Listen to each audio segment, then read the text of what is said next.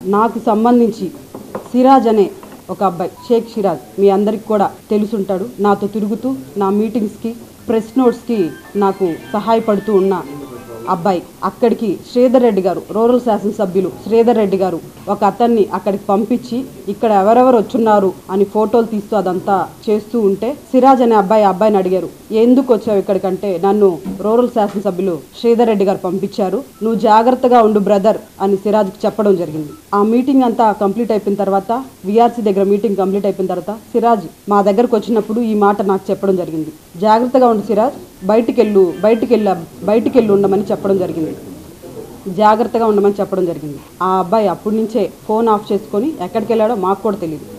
కానీ అది నిన్నటి రోజు సాయంత్రం 9:30 ప్రాంతంలో 3 జీబుల్లో దాదాపు 10 నుంచి 15 మంది పోలీసులు వాళ్ళ ఇంటి మీదకి వెళ్ళి వాళ్ళ కుటుంబ సభ్యుల్ని మీ అబ్బాయి మర్డర్ కేసులో ఉన్నాడు అని బెదిరించి భయభ్రాంతులకు గురి చేయడం జరిగింది. బెదిరించి ఆమె వెళ్ళిపోవడం జరిగింది. పోలీసు వాళ్ళు వెళ్ళిపోయిన 10:30 ఆ టైంలో 20 నుంచి 30 మంది వాళ్ళ ఇంటి చుట్టూరు బైకుల్లో రౌండ్లు కొడుతూ అరుస్తూ కర్రలతోటి వాళ్ళ ఇంటి మీద రాళ్ళేస్తూ, సిరాజ్ వాళ్ళ ఇంటి మీద రాళ్ళేస్తూ వాళ్ళ ఇంట్లో ఉన్న కుటుంబ సభ్యుల్ని భయభ్రాంతులకు గురి చేస్తూ బయటికి రానియకుండా వాళ్ళని ఈ విధంగా రౌడీల్ని పంపించి ఇంటి మీదకి శ్రీధర్ రెడ్డి గారు భయభ్రాంతులకు గురి చేయడం అన్నది సమంజసం కాదని తెలియజేస్తున్నాను. మమ్మల్ని పరోక్షంగా ఇబ్బంది పెడుతూనే ఉన్నారు, మేము పడుతూనే ఉన్నాం. మాతో తిరిగే సిరాజ్ అనే అబ్బాయి వయసు చాలా చిన్న వయసు, వాళ్ళ కుటుంబ పరిస్థితి చాలా పేద కుటుంబం. కేవలం నాతో తిరుగుతున్నాడని ఆ అబ్బాయిని అలా చేయడం అన్నది కరెక్ట్ కాదని నేను శ్రీధర్ రెడ్డి గారికి తెలియజేస్తున్నాను.